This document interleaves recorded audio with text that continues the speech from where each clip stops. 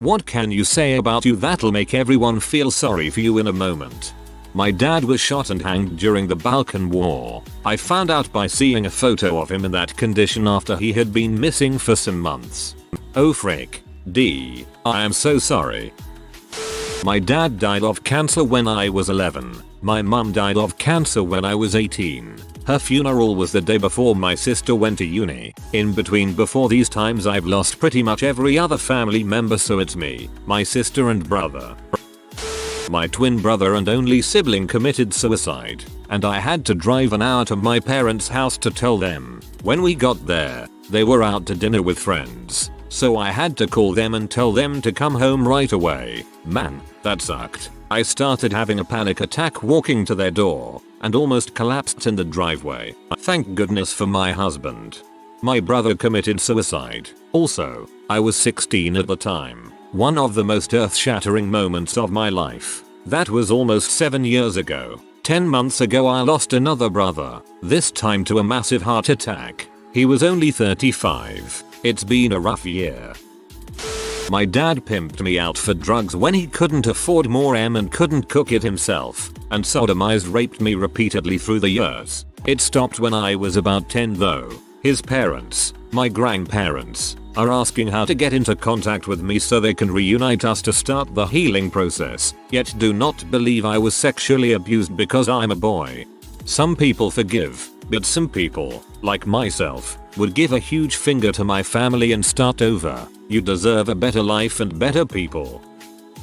I finally found my birth father after delaying the paperwork for 4 years. He died 3 years ago. I'll never get to shake his hand. I've never met mine either. I only know his name and it's questionable it is even it. I hear he was about 26 when I was born. I am 30, so he's around 56. That's a pretty real possibility he could be dead as well. I don't want to shake his hand, I want to punch him in the face. Thought. Sorry to hear. Either way. When I was a kid, I won tickets to see Purple Rain in the theater. My mom wouldn't let me go because we already had plans to go to my grandmother's house that day. I have Crohn's disease, primary sclerosing cholangitis, Scheuermann's disease, I've had gallstones and no longer have a gallbladder, and I have had 5 or 6 colonoscopies. I'm 27. Dang. Dog.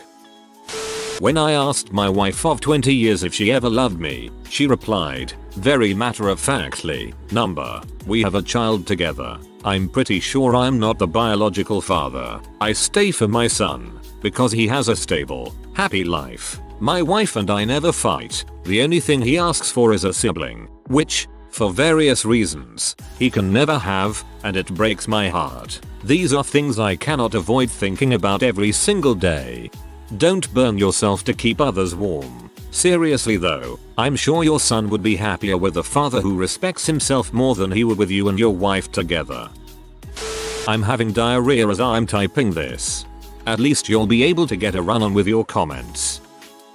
I got kicked out when I was 17 and I developed a burning fear of touch as a result of my mother holding a butcher's knife to my throat for what seemed to be an eternity after getting upset with me. It's mostly better now. I have my own place and I'm set to graduate high school in about a month.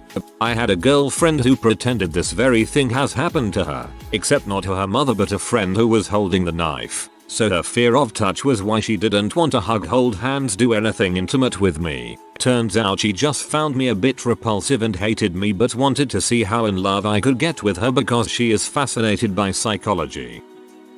I saw this girl eating ice cream at another friend's house. Apparently she has a condition when she eats that her right eye twitches. Unknown to me I say, you're really eyeing that ice cream. She cried and everyone hated me. Whoops.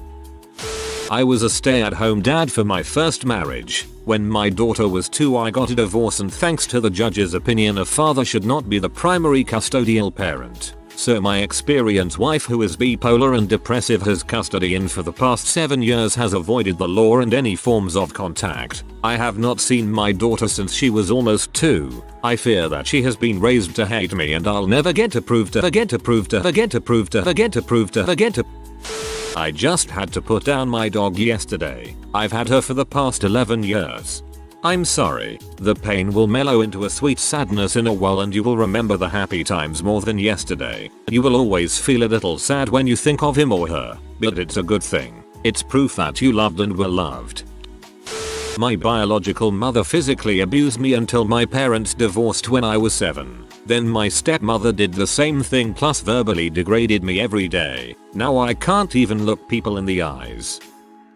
I worked my butt off getting sober and living a legit life. And what has it gotten me? I'm broke and my family doesn't want anything to do with me. You're still better off. Not to be blunt, but if your family doesn't want anything to do with you, perhaps that's their loss. You've empowered yourself. Keep at it. I didn't know what a period was until I had one. I went from thinking I'd wet myself to thinking I was bleeding to death. This is why we need better sex ed, so when girls get their first periods, they know they're not dying. Next of kin notification of death. I have done multiple. Usually I was the one that declared official time of death. One I couldn't go through when the kid asked where's daddy. I'm an only child whose parents aren't good with kids. I learned to be alone and entertain myself. Being alone is something that I love and struggle with it.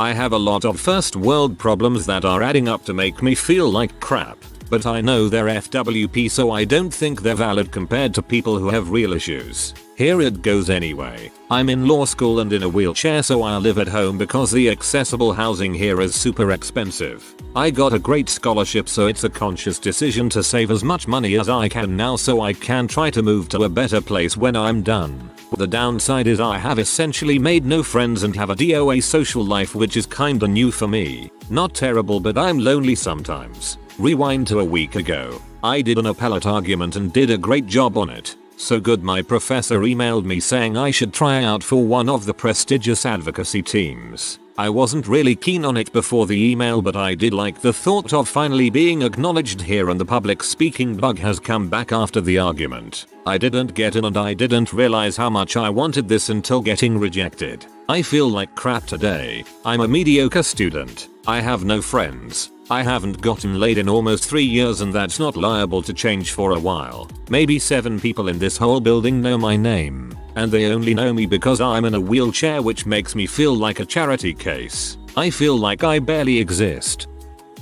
I just got suspended 10 days and might get my scholarship revoked because I was selling homemade brownies and someone thought they had weed in them. My girlfriend met with an accident and her father is against us because I don't belong to his religion. He was waiting for an opportunity to separate us. Trust me, I never ever felt loved so much by a person and the accident ruined everything in a second. Her parents didn't allow me to see her in hospital and didn't let any of her friends to talk with her for like 3 months. During those 3 months I was depressed like heck, didn't talk with anyone, and after 3 months, I found out the terrible truth. She lost her memory and her parents used that to get her engaged to someone from their religion. That sounds like a Lifetime movie. I was sexually assaulted on a bus ride home for 3 hours by a guy I had to see every day. I can't press charges because I'm afraid he'd come after me and kill me. My mom died 6 months before my 20th birthday. Creutzfeldt-Jacobs disease. 1 person in 1 million gets it. There was nothing to do. She just disappeared. I had septicemia. I was born with a fused ulnar and radius in both my arms, enabling me to do many things in life such as play baseball, cricket, carry things, hold items properly, etc. And when I was born, I didn't have any grandparents. They all passed away. At 16 I was feeling very down about myself and was thinking about taking my life. My brother, 21 at the time, came over one Sunday for a visit and totally broke down when I talked about how I was feeling. He had tried to hang himself in our basement but his weight broke the ceiling supports. 2 years later and it's still hard for me to go do laundry. I will never remember my dad, so his death left a void within, but I don't really know what I am missing, since I never knew what it was like to have him in my life. My birthday is the 1st of May and I'll be turning 28 at my age. However, I don't have many friends and will more than likely just be spending it alone. I'd love to go out and do something, but I don't have anyone to do it with. Maybe next year. My depression is slowly creeping back after months of not wanting to kill myself. I think I might go by the bridge tonight. Whoa. Thanks everyone. Didn't think the comment would get that big.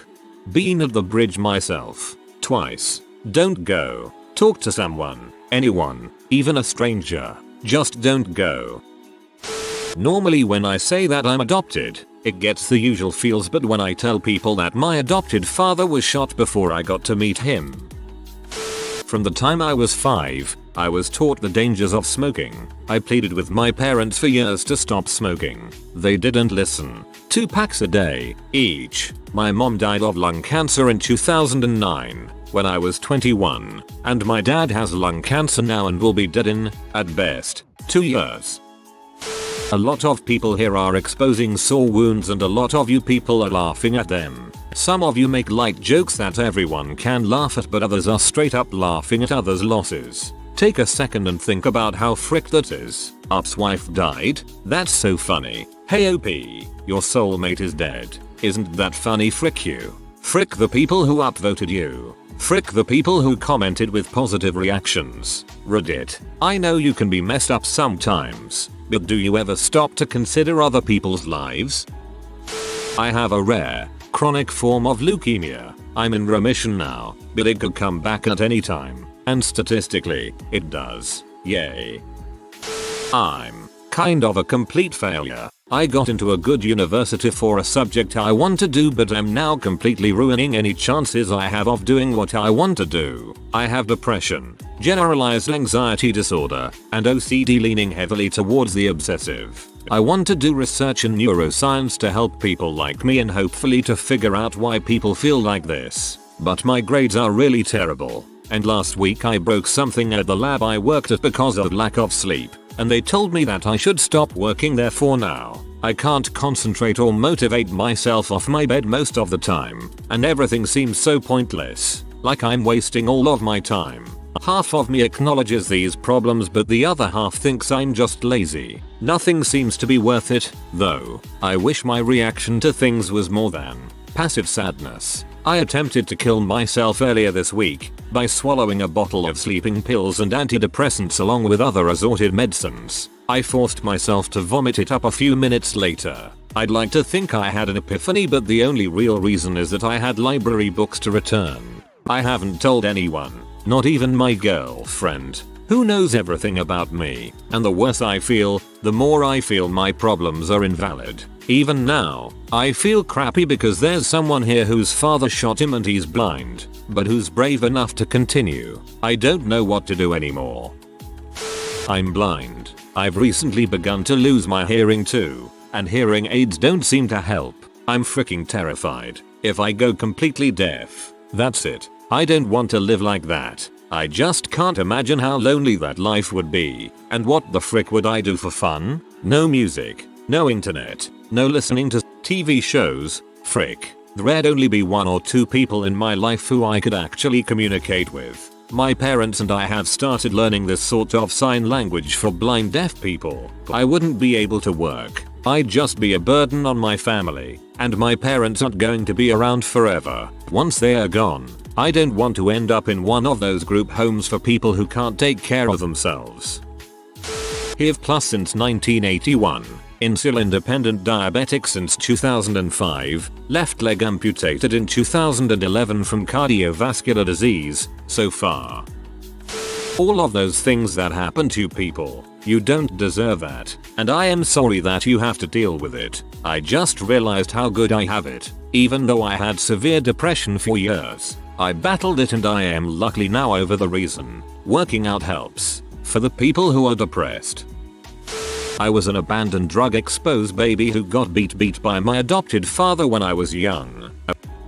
I'll forget all about Reddit when I eventually get Alzheimer's. From the genetics, it's like a 100% chance I'm getting it. No avoiding it. This is not something you can fix by doing word puzzles. Your body will start sending tiny razor blades, malformed proteins, prions, into your brain and make it into a sponge, or spongiform. When I hit near retirement, I am going to write up a will that defines everything explicitly that cannot ever be superseded, not even spousal involvement. It will define that I would like to never be disturbed by visitors the moment I am defined as having dementia. I do not want anyone to see me like that. There is no special moments to be had at that point, just watching my brain break down and how my body acts. Frick America and its anti-suicide policies. No one ever wants to live in a state where they forget everything a minute after they experience it. I'm in a very similar boat, however I am only 16 at this point. Honestly, my outlook is to just live life while I can and help the people I can help. I will give them memories of me that the disease cannot ruin. I want my friends and family to remember me for who I really was. But I am going into the army, so maybe won't make it till 90. To be honest, I'd rather die than face the realities of dementia.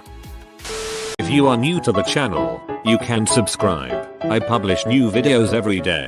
Until then, check another video.